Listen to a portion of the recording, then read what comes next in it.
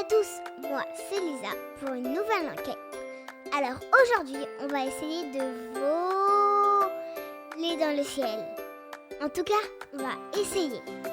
Aujourd'hui, on va faire une question aéronautique. C'est parti!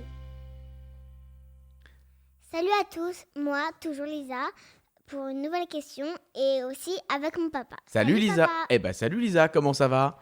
Ah bah ça va, ça va. Ça va, tranquille. Ouais. Et tu t'es posé une question sur les avions qu'on voit dans le ciel. Tu t'es dit, Comment un avion ça vole? comment un avion ça vole? Donc on va mener l'enquête sur ça.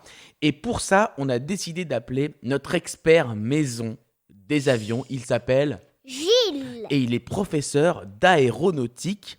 L'aéronautique, c'est tout ce qui touche aux avions et à ce qui vole dans le ciel. Oui. Alors ce que je te propose, Lisa, c'est qu'on l'appelle. Bonjour Gilles. Ah, salut Lisa, comment tu vas? Ça va et toi? Ouais, je vais super bien, ça me fait plaisir de te parler. Ok. Alors Qu'est-ce qui moi, t'arrive, dis-moi? je me suis posé une question cette semaine. Dis-moi. Comment les avions ils volent? Ouh là là, comment les avions volent? Alors, c'est compliqué parce que toi, tu as 8 ans, je crois, c'est ça? Oui. Alors, je vais essayer de trouver la façon la plus simple de t'expliquer comment les avions volent, mais tu vas voir que c'est un petit peu compliqué pour une enfant de 8 ans. Est-ce que tu as déjà sorti la main à l'extérieur de la voiture quand ton papa conduit très vite? Non.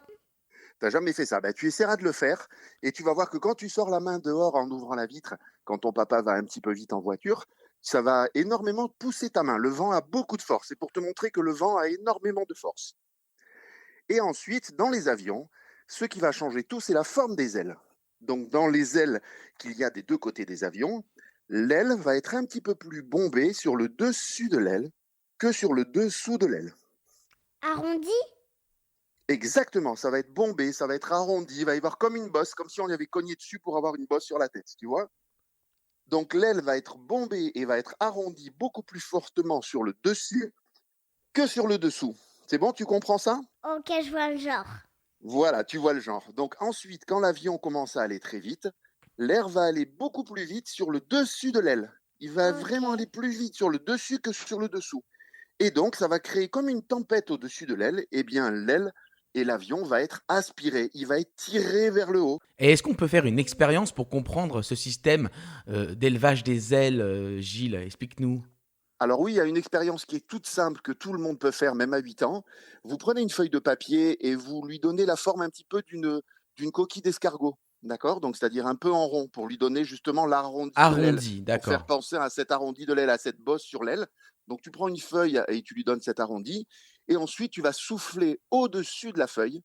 Et normalement, tout le Ah, monde pense que la feuille va s'écraser. Eh bien, pas du tout. En soufflant au-dessus de la feuille arrondie, tu vas t'apercevoir que la feuille va monter, va être aspirée vers le haut. Et c'est la meilleure expérience possible pour démarrer et comprendre l'importance des avions. Ah, donc ok. c'est le souffle qui va par-dessus l'aile qui fait monter l'aile. C'est incroyable. Exactement. Et pas par en dessous. Une fusée, c'est pareil? Ah ben c'est une super question, mais en fait non, justement, j'allais y venir. Une fois que l'avion est aspiré, donc ça crée une force qu'on appelle une portance. Donc c'est très compliqué, mais je vais te donner juste le nom. C'est une portance qui va donc soulever l'avion pour être supérieure au poids de l'avion. Ok. Donc en fait, si tu veux comprendre pour les fusées, il y a deux possibilités de faire gagner de la portance dans tout ce qui vole. Ou alors tu fais des super grandes ailes, ou alors, si tu peux pas faire de super grandes ailes, eh ben, tu mets un énorme moteur. C'est les deux possibilités. Ok. Donc, dans les fusées, tu l'as compris, il y a un énorme moteur et il n'y a pas d'ailes. Et dans les planeurs, ou alors dans l'avion, le Solar Impulse, je ne sais pas si tu regarderas sur Internet, le Solar Impulse, c'est un avion qui a réussi à voler et faire le tour du monde avec des ailes énormes et des moteurs minuscules. Comme ça, il n'a pas pollué du tout et en plus, c'était rechargé avec du soleil. Donc, voilà. Ah ben Lisa, est-ce qu'on peut dire que c'est une enquête? Résolu.